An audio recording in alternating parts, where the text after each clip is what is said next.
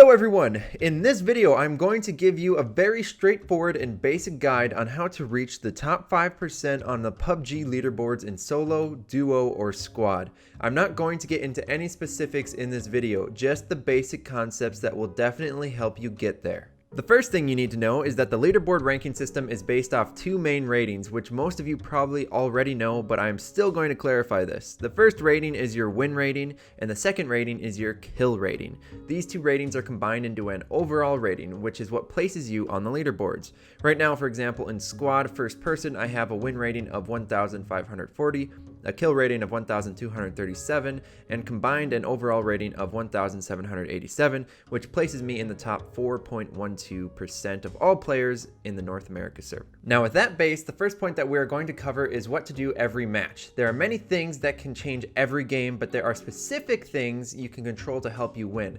So every single match, you should choose one or two drop locations that you will always drop at. If you are playing Mini Royale, I would suggest dropping at Ruins or Boot Camp, but that is my personal preference. The reason to drop at only two different locations every time is that is going to help you get better in the early game. You'll start to get comfortable with where people land at those locations, where loot is likely to spawn, which places are best to take control of and hold, and where people are likely to run. It really starts to make a huge difference. Expanding on our first point with point 2, try to choose two places that have a decent amount of players at the start of the game and generally have good loot. So like previously said, your overall rating is based on win rating and kill rating. So one of the best times to get kills is in the early game. The most people are on the map, and it is much easier to get a couple kills all at once at the start versus when you're doing a lot of running in the mid game. Then if you happen to survive past the early game combat, you can loot the whole area you landed at and should find yourself in a pretty good position in terms of weapons, attachments, and gear.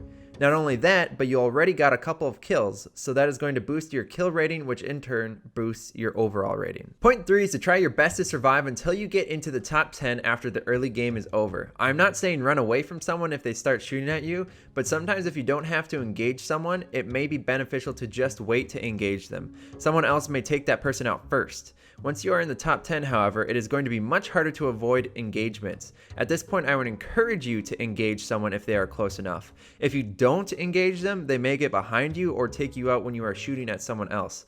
Another reason to survive until the top 10 is that is where your win rating is going to massively benefit. Top 10s give your win rating a huge bump and thus your overall rating a large increase. Of course, the top 10 is not as beneficial as winning, but it is much easier to reach top 10 than it is to win.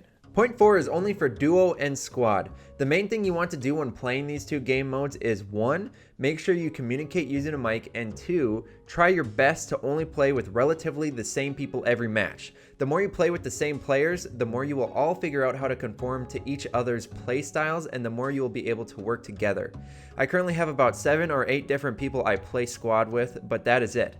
I try hard not to play with any random players now because likely they are not going to communicate with me, they don't know my playstyle, and they may not stick together with the rest of the squad. With the points given, this should give you a strategy to reach the top 5%. However, you can't get there unless you are good enough at engaging opponents.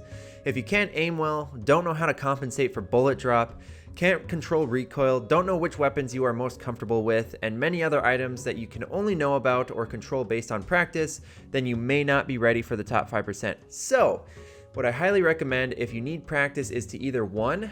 Play war mode over and over again until you really start to feel comfortable with the mechanics of the game, or 2. Drop at the busiest place you can think of on whichever map you are playing on until you get better. If you need practice, this overrules the first 4 points I told you about. Practice over and over and over again until you really feel comfortable. Then when you feel ready, use those 4 points I talked about before.